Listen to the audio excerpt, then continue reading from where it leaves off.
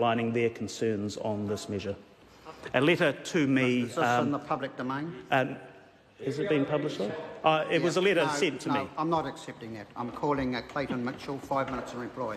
Thank you, Mr Speaker. Where do I start? I don't blame the National Party for not supporting this. In fact, when we put this legislation into the ballot, we knew that they wouldn't.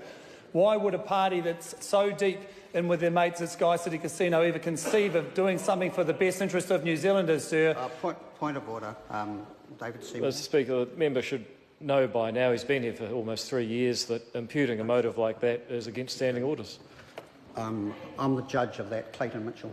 Thank you, Mr Speaker. And of course, the absolutely lunacy contribution that was made by the ranting Captain Fig Jam over here earlier on makes no sense at all, and I won't even give it the time of day.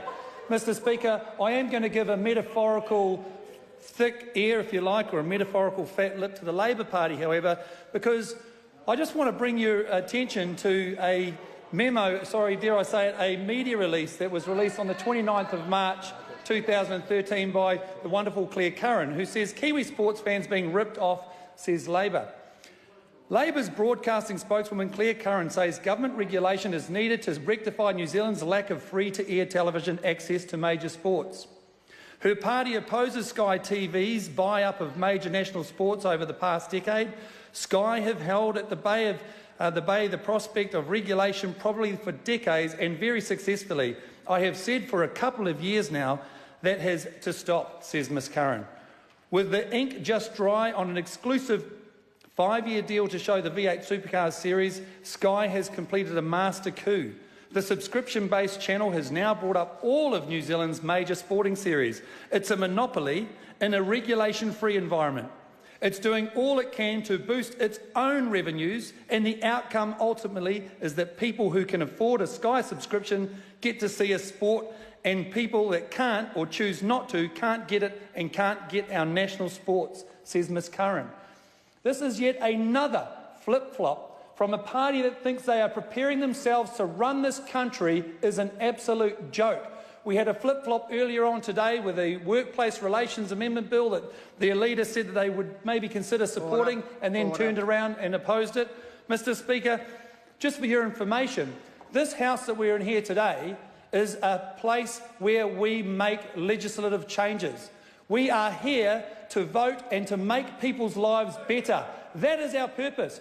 All I've heard tonight, all around the House, is the fact that you're trying to put regulation in place before we've got the legislation.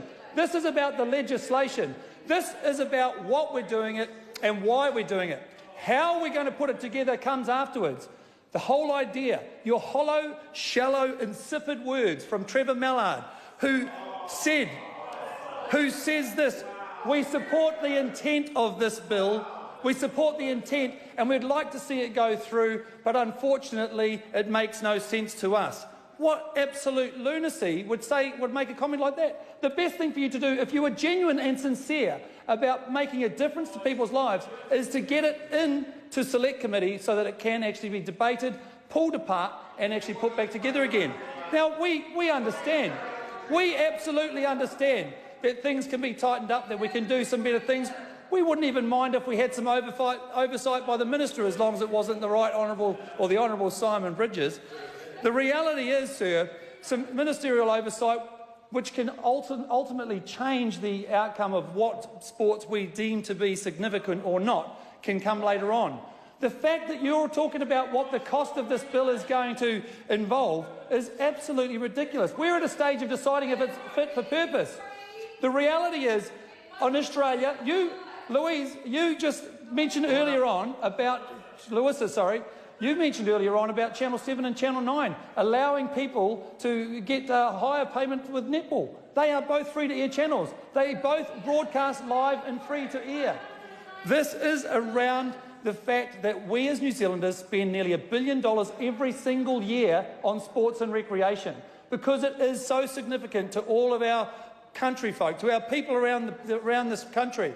We need to make sure that we've got an ability to have access to live and free air. It doesn't mean it's going to be free. Honourable Member, the time has come for me to leave the chair. Members, this debate is interrupted and set down for resumption at next sitting day.